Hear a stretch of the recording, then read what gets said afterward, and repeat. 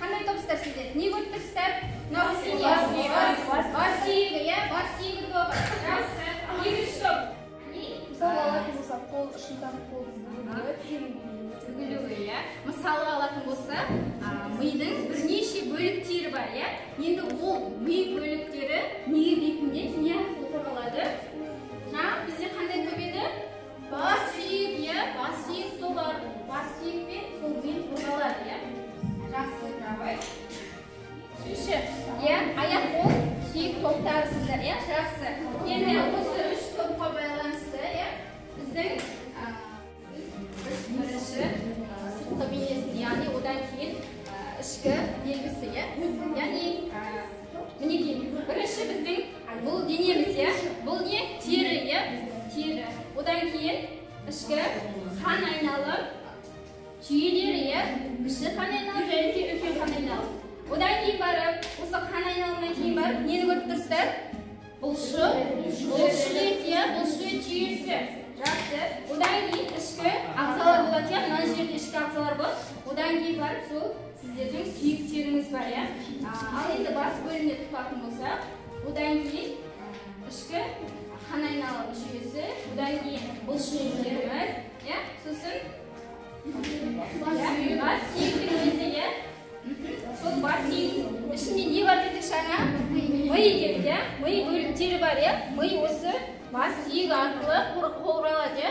Қорғап тұрады екен. Енді жалпы тірек қимыл жүйесі қандай қызмет атқарады дедік? Жалпы осы ағзаны ұстап беріктік қызмет атқарады. Қандай жерде жатса жүрекпіз? Сол жақ емес пе жүрек?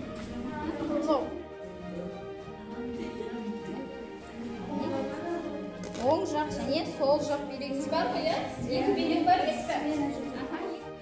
Иә? Енді бұл бізде не? Яғни бұл жерде асқазан ішектеріңіз, иә? Оны сәл төменге мына жерде. Кемізді жабыстырайық. Иә, сол жерде, иә?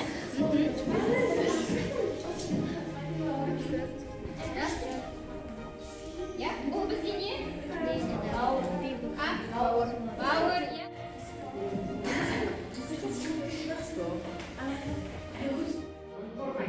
Қозғалуға мүмкіндік береді және бұлшық еттер бекитін орын болып табылады. Ондаған сүйектерден тұрады.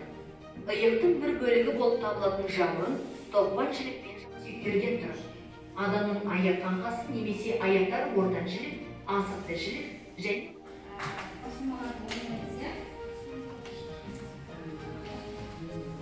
телефондарыңызды ала қойыңыздар.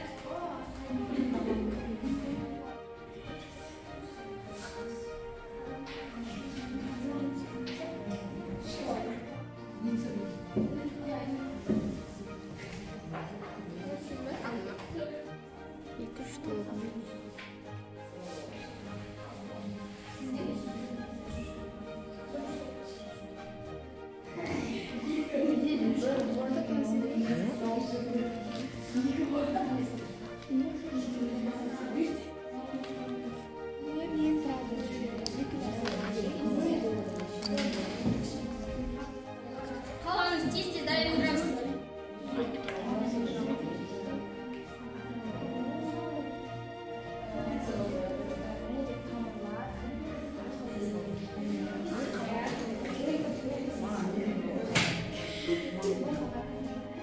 Жалпы қол сүйектерін иық белдеуі мен қолдың еркін қозғалуы, яғни қозғалатын сүйектері құрайды. Қол сүйектері жұп және жұп бағанадан тұрады. Жақсы. Аяқ сүйектері. Аяқ сүйектері ол жамбас белдеуі мен аяқтың еркін қозғалатын сүйектерінен тұрады. Жалпы сүйектер қысқа және ұзын сүйекке бөлінеді. Қай жерін, не нәрсені жақсартуларыңыз керек, маған ұнағаны деп өздеріңіздің бір ауыз сөзбен, бүгінгі сабақ бойынша, топтық жұмыс бойынша, оның ішінде бір ауыз сөз айта қойыңыздар. Бірінші топтан сіздерден.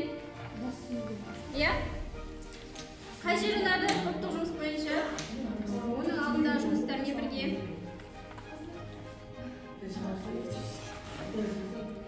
жұмыстарына адам бас сүйек туралы білді, және де адамның қаңқасы жайында, оның ішкі құрылыстары жайында білді.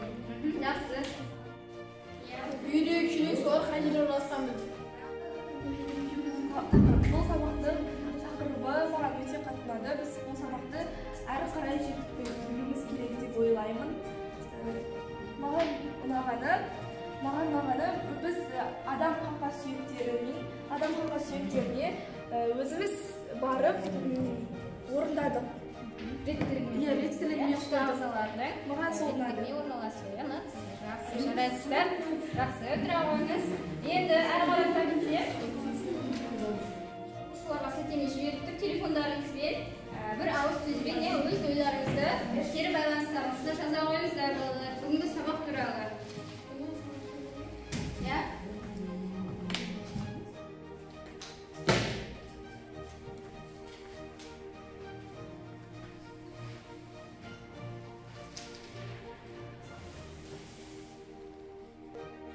Соны ауызша айта өтсеңіздер, балалар тақтаға неге жазыпты, мына жерде қаңқа депті, жұптық тапсырма, жеке тапсырма, топтық тапсырма, қаңқаны құрастыруымыз деп ұнады деп жазып жатырken, тағы да сіздер өз Оның білгіліктерін және мүшелерді 12 мүшесімен танысты.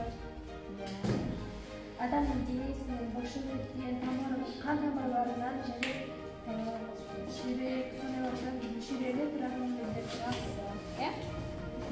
тағы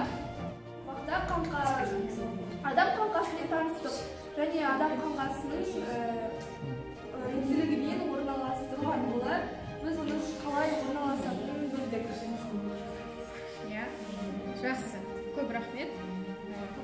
Негізі көп